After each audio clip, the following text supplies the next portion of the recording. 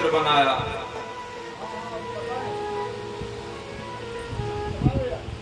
लेकिन वहीं पे द्रौपदी ने अपना भाई माना, सखा माना। यहाँ तक तो कन्हैया द्रौपदी को सखी कहते हैं।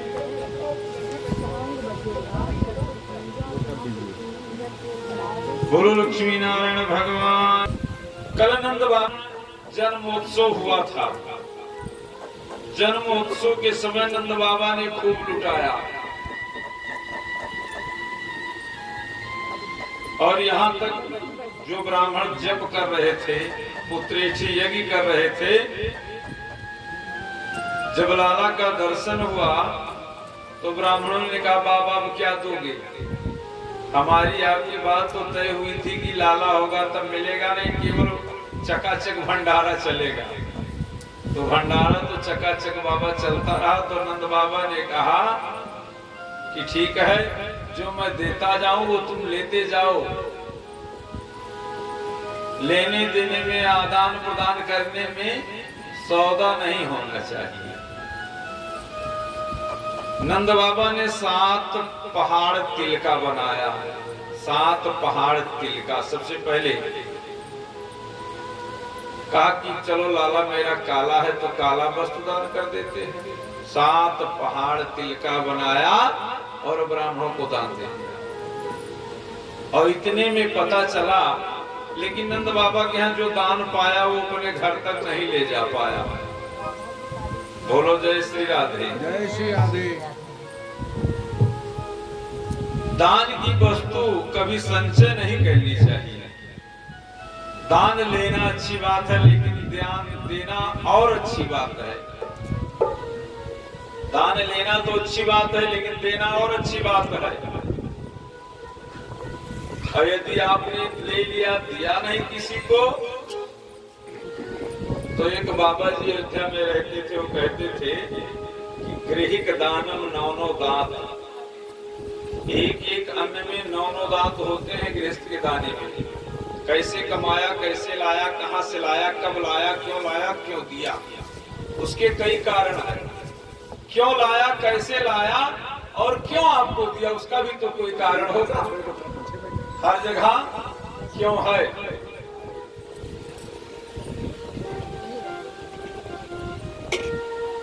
तो गृह के दाना में 9 दांत। एक दाने में 9 दांत होते हैं। संभल कर खाओ, नहीं फट जाएगी आंख। डॉक्टर पता चला पेट में ही छुरा मारते हैं, ये रोग है बाबा जी को, पेट ही फटता है। ये सबसे पहली क्रिया। इसलिए जो दान ले वो दान दे। नंद बाबा के यहाँ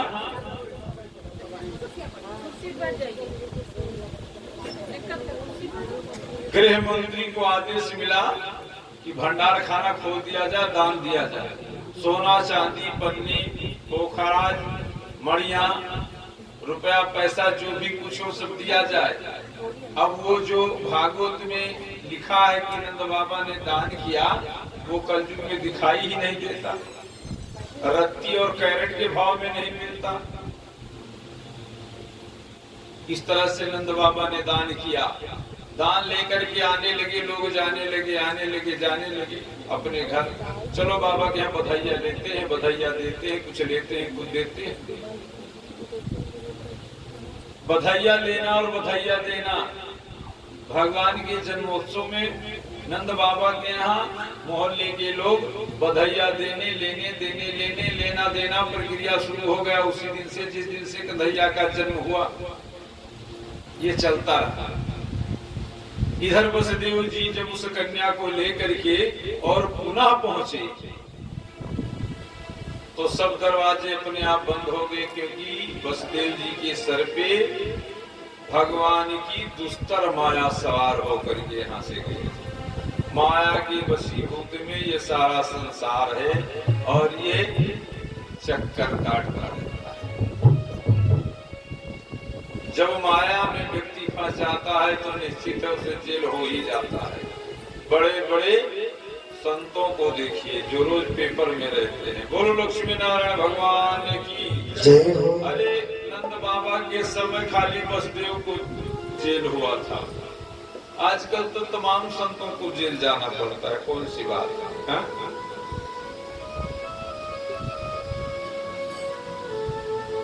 हम लोग एक बार यात्रा कर रहे थे गाड़ी से, एक संत जी बिना टिकट के बैठे थे। टीटी ने कहा बाबा कहाँ जा रहे हो? कहा वहीं बिहार का था, पूर्वी संत था। अरे वहीं जा रहे बाबू। कहाँ? भगवान के जहाँ जन्म भइल बा, अयोध्या। तो कहने बाबा हेने मत जाए, अब हेने चली। कहीं कहाँ? कहीं जहाँ कृष्ण के जन्म भइल बा होने चली। बोलो लक्ष्मी नारायण भगवान की जय। कहीं जहाँ कृष्ण के जन्म बा तहाँ तैयारी करो बाबा जी, बिना टिकट के हो। वसुदेव जी जब पहुंचे तो पुनः कारागार में जैसे के ऐसा हो गया। कन्या रोने लगी। सिपाही पहरेदार सब जग गए। जाकर के महाराज कंस को बताया कि महाराज शिशु का जन्म हुआ है। दौड़ करके गया, देखा तो कहा देवकी इस बच्चे को लाओ। कहा मेरे प्यारे भाई, शब्द आया तामहम भ्रातरम देवी कृपाणम करुणाम सती। बड़े प्रेम से देवकी जी ने कहा भैया मेरे प्यारे भाई, ये पुत्र नहीं है, ये पुत्री है, कन्या है, ये स्त्री जाति है। इसको आप क्षमा कर दे, इससे आपको कोई खतरा नहीं होगा।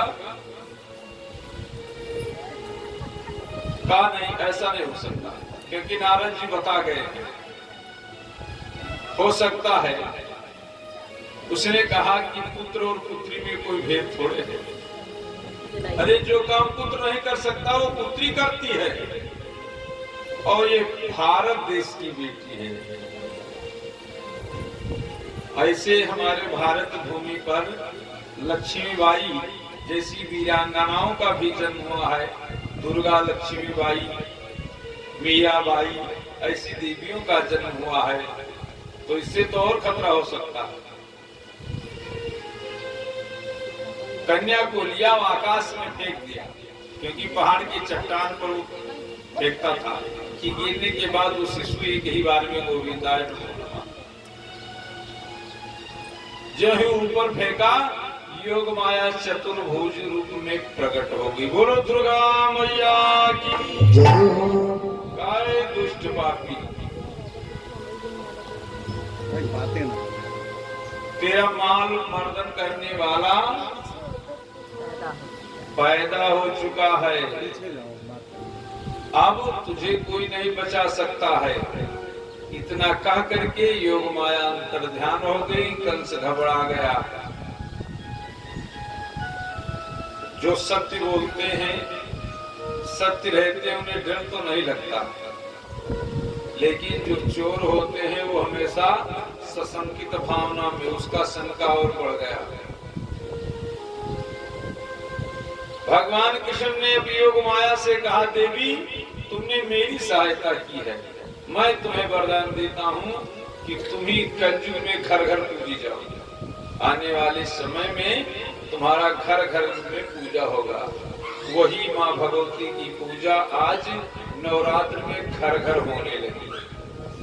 वही माँ भगवती योग माया है। बोलो दुर्गा मैया की जय हो। थोड़े दिन पहले अभी आप लोग नवरात्र में उपासना किए हैं, ये कोई योग माया की उपासना है। कंस आया, सोचने लगा, अपने मंत्रियों के साथ बैठ करके विचार करने लगा। और यहाँ तक योग माया ने भी संकेत दे दिया कि तेरा काल गोकुला पहुंच गया। अब नंदराय जो थे, यदुवंशी जो थे, वो मथुरा मंडल में ही आते थे, उसी राज्य परिक्षेत्र में आते थे। और नंदराय जी जो है राजा नहीं थे, वो मथुरा के एक सम्मानित सामंत थे, जिसको जिम्मेदार आप लोग जानते हो, जिम्मेदार की कर दिया करते थे। कंस ने सोचा यदि हम डायरेक्ट जा करके और आक्रमण कर दें गोकुला पर, तो हमारे सारे सामंत बिगड़ जाएंगे, हो सकता है कथा पलट जाए। ऐसा युक्ति निकाला कि 10 दिन 20 दिन पहले जितने भी बच्चों का जन्म हुआ हो सबकी हत्या कर दी है। लेकिन अब सामंत के यहाँ 2 बच्चों का जन्म हुआ, पहले बलराम जी का, उसके बाद में कृष्ण जी का। तो ये अनुमान लगाया कि 7वां और 8वां कृष्ण और बलराम जी ही। सुखदेव जी कहते हैं परीक्षित विचार करने लगा कि इन दोनों बच्चों की हत्या कैसे हो।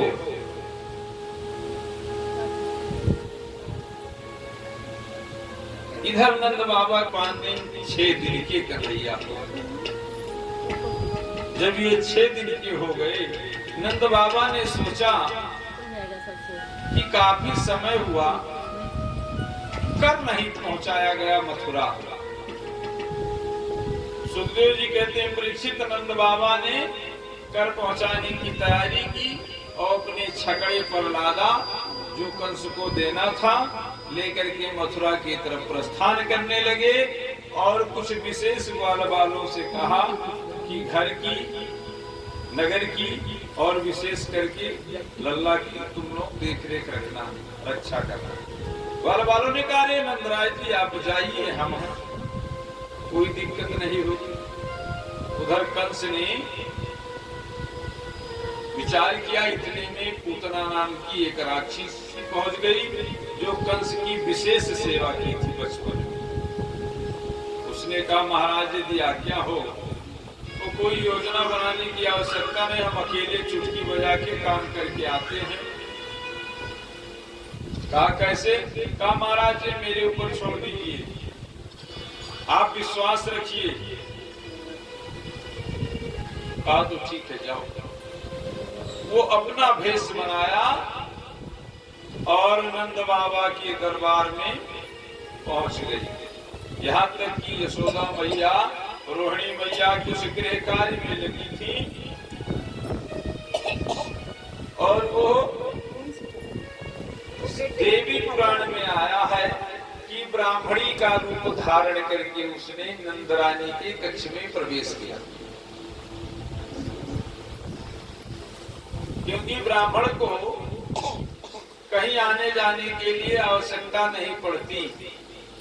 जिस समय सुदामा जी महाराज कन्हैया से मिलने के लिए द्वारिका गए, नौकर ने जाकर के कहा कि महाराज एक सुदामा नाम के ब्राह्मण आए पंडित जी, वो आज्ञा चाहते हैं। कन्हैया ने कहा ये मेरे यहाँ कब से नियम बन गया, किसी के ब्राह्मण के आने के बाद आज्ञा लेना पड़े। कोई भी ब्राह्मण आए वो डायरेक्ट आए, ये आज्ञा की आवश्यकता, ये कानून नियम कब से पारित हुआ हमारे दरबार में। ब्राह्मण तो कभी भी किसी भी समय किसी भी अवस्था में आ सकता है। उसको नौकरी से कन्हैया ने हटा दिया, कहा तुम इस दरबार के काबिल नहीं हो, हट जाओ। तुरंत बर्खास्त कर दिया, क्योंकि भगवान के दरबार में ब्राह्मण को, ब्राह्मणी को, संत को आज्ञा की आवश्यकता नहीं होती। जब जैसा जिस अवस्था में चाहे वो पहुंच सकता है। किसी ने कहा कि भगवान ये नियम कब से लागू हुआ? किसी भक्त ने प्रश्न कर दिया, महाराज आपके दरबार में सारे नियम एक तरफ और ब्राह्मण के लिए कोई नियम नहीं।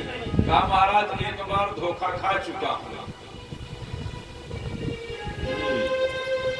कहा एक बार का मान लीजिए 2 बार भी हो चुका है। कहा कब? कहा जब जय और विजय सनक, सनंदन और सनातन सनत कुमार ऋषि को रोके थे तो उनको श्राप मिला था। मेरी जय और विजय राम के प्रिय दो, ये मेरे प्रिय 2 सेवक थे। एक बार सनकाद ऋषि भगवान नारायण से मिलने गए और जय विजय ने केवल इतनी बात कही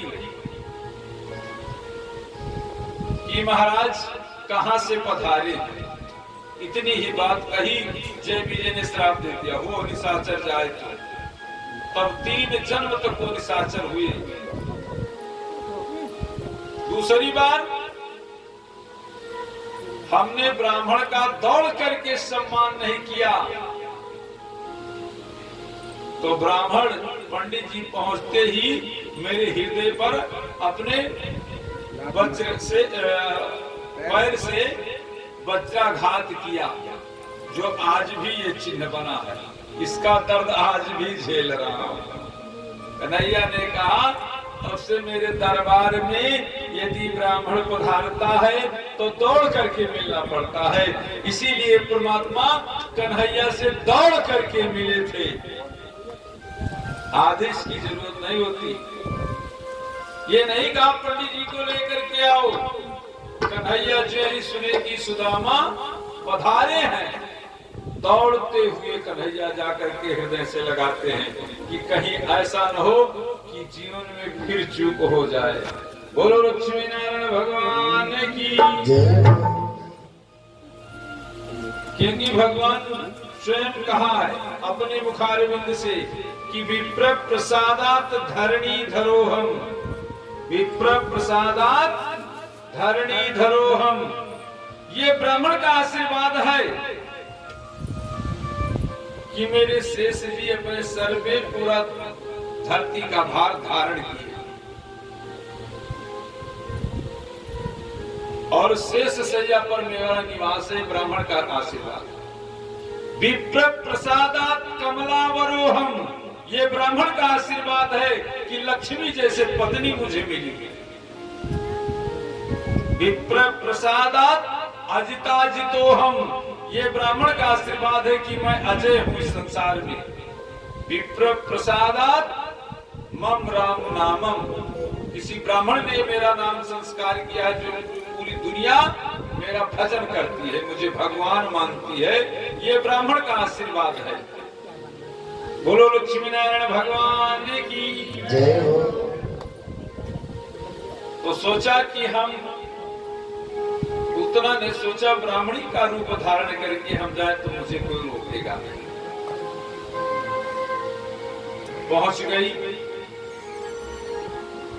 कन्हैया पालने में झूल रहे थे। यशोदा मैया कुछ गृह कार्य में लगी थी, और वो अपने स्तन में विष लगा के गई थी कि मैं लल्ला को लूंगी, अपना स्तनपान कराऊंगी, जहर उसके मुंह में जाएगा, वो तुरंत गोविंदाय नमो नमो हो जाएगा, फिर अपने माया से उड़ के चली आऊंगी। ये उसका भाव था।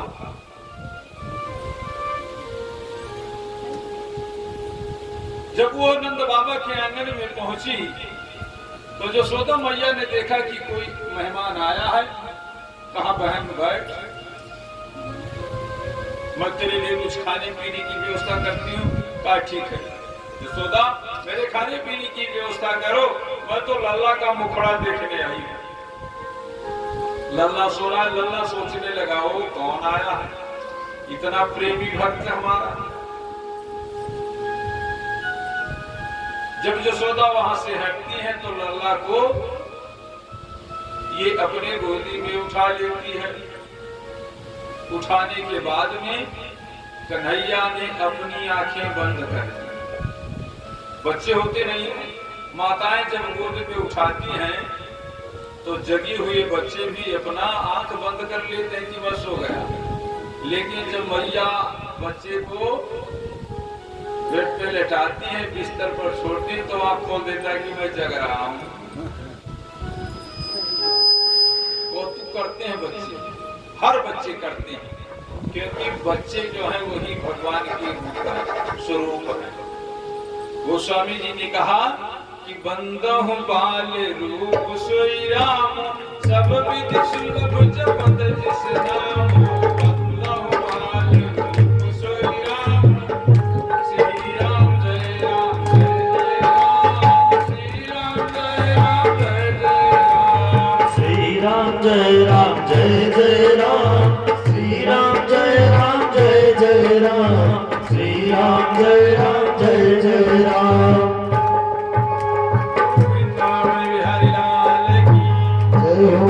बंद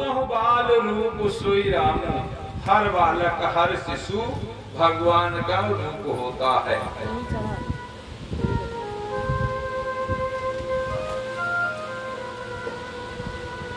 जब पूतना ने बच्चे को उठाया तो अपने आंचल से ढक भी दिया और मन में खुश हो गई, अपार खुशी हुई थी। और धीरे से स्तंभ कन्हैया को पकड़ा दिया और पकड़ाते ही कन्हैया ने मुख में ले लिया, पान करने लगे। जब पान कर एक स्तन पान करने लगे, दूसरा स्तन कन्हैया ने पकड़ लिया। बच्चों का स्वभाव भी होता है, माँ का स्तन एक मुंह में ले लिए तो एक हाथ पर रख लिए। कन्हैया ने ठीक वैसे किया।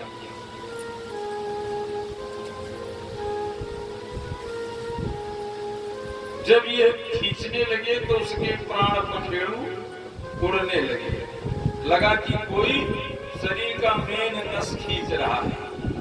चिल्लाने लगी, इतनी पीड़ा हुई कि सोचा कि अभी किसी तरह छोड़ दे, लेकिन हमारे ठाकुर जी इसको पकड़ते हैं ना, कभी छोड़ते नहीं। पहले तो पकड़ते नहीं है और यदि पकड़ लिए तो कभी छोड़ते नहीं। दोनों बातें, पकड़ना आसान नहीं है, लेकिन जब पकड़ लिए तब छोड़ा पाना भी आसान है।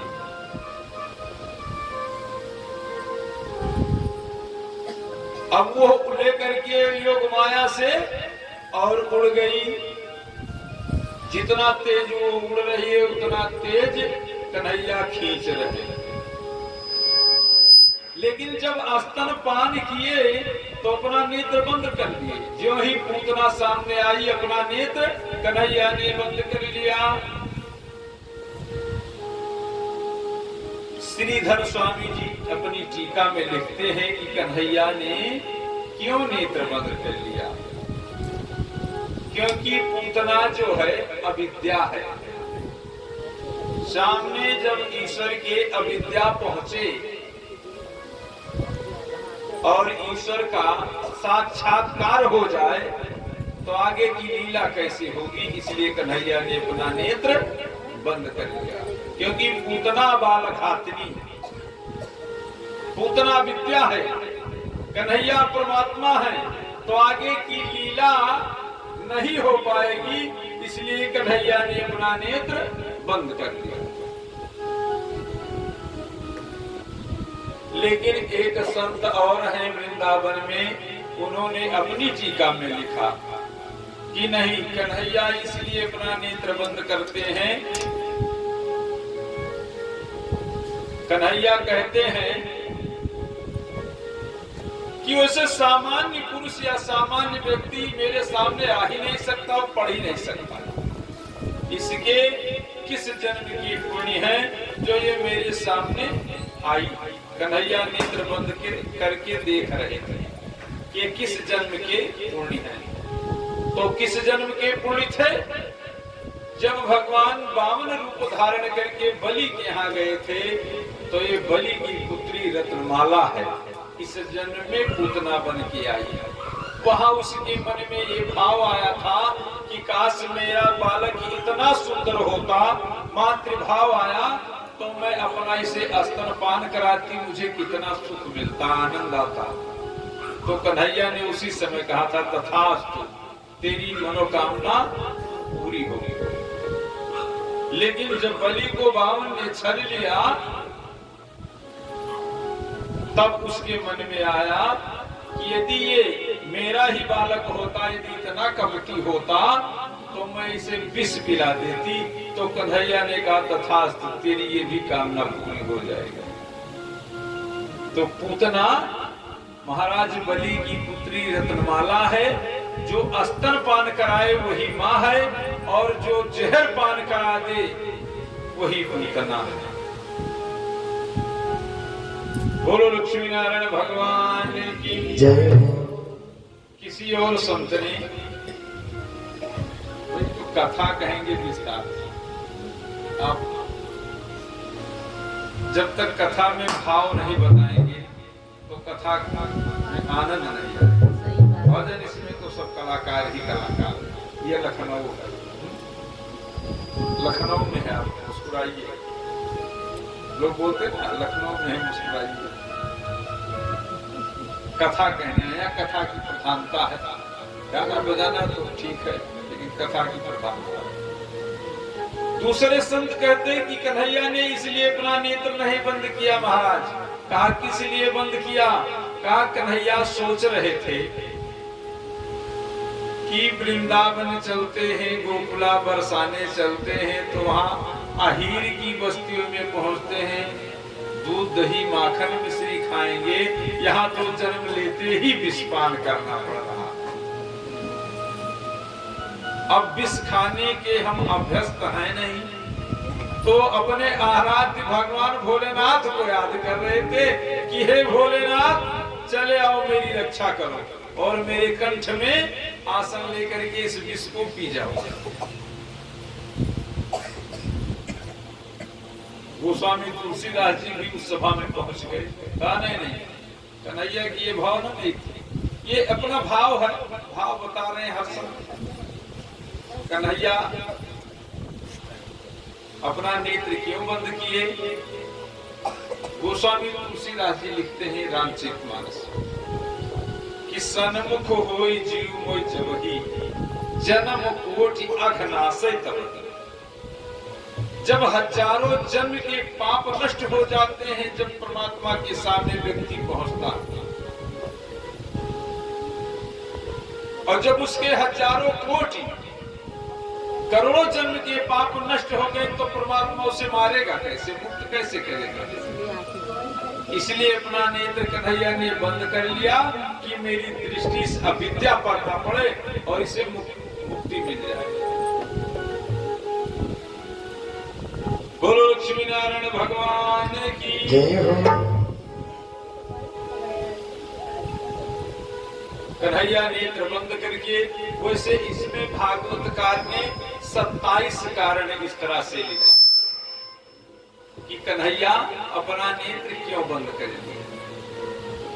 क्योंकि कन्हैया का जो नेत्र है, परमात्मा का जो नेत्र है, वो क्या है? सूर्य और चंद्रमा। सूर्य और चंद्रमा। तो कन्हैया ने अपना नेत्र इसलिए बंद कर लिया कि ना मैं इसे दिन में मारूंगा ना रात में मारूंगा। जो गोधूली बेला का समय होता है, वो ना दिन में गणना होती है और ना रात में होती है, तो उस समय इसे गति प्रदान कर दूंगा। और कन्हैया ने नेत्र बंद करके ये देखा कि इसे कौन सी गति दी। तो भागवतकार ने लिखा कि कन्हैया ने जो अपने माँ यशोदा को गति प्रदान की, कौशल्या को गति प्रदान की, वो गति पूतना को प्रदान कर दिया। ये है हमारे परमात्मा की कृपा। बोलो लक्ष्मी नारायण भगवान की। ऐसे दयालु को हम भगवान या परमात्मा मानते हैं। सतचित आनंद जो तीनों गुणों से पूर्ण हो, इति सच्चिदानंद। सतचित आनंद।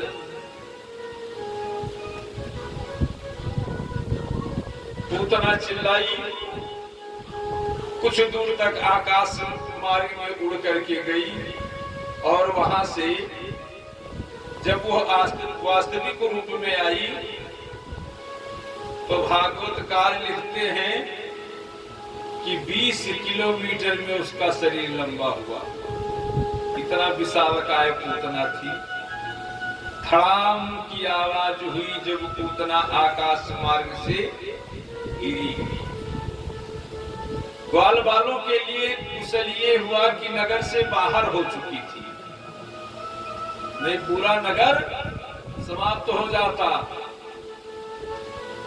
इधर नंद बाबा को जब वसुदेव जी ने देखा मथुरा में, ये कर लेकर के गए, जब मथुरा में वसुदेव जी ने देखा, तो वसुदेव जी के मन में हलचल होने लगी। हलचल क्या हुआ? सोचा यहाँ तो देख रहा हूं नंदराय जी घूम रहे। उधर नंदराय जी सोच रहे हैं कि 2 दिन मथुरा में रुक करके वसुदेव का कुशल क्षेम लेकर के तब जाऊंगा। इधर वसुदेव जी धीरे से इशारा से बुलाते हैं और कहा, नंदराय जी आप यहाँ घूम रहे हैं ऐसे अत्याचारी के नगर में, और वहां हमारा लल्ला तुम्हारा लल्ला सुरक्षित है ना? रोहिणी का पुत्र और तुम्हारा पुत्र सुरक्षित है? कहा हम कोई बात नहीं, कहा नहीं हमें तो घबराहट हो रही है। कहा क्यों? कहा कंस जैसा अत्याचारी राजा है, ये कुछ भी कर सकता है लल्ला के साथ, इसलिए तुम यहाँ घूम रहे हो। नंद बाबा ने सोचा कि वो वसुदेव जी तो ज्योतिषी हैं, वसुदेव कभी झूठ नहीं बोलते, और वसुदेव जी ने तो 1-2 बार हमें जो बताया वो सत्य हुआ है। वसुदेव जी के शब्द में कुछ रहस्य है।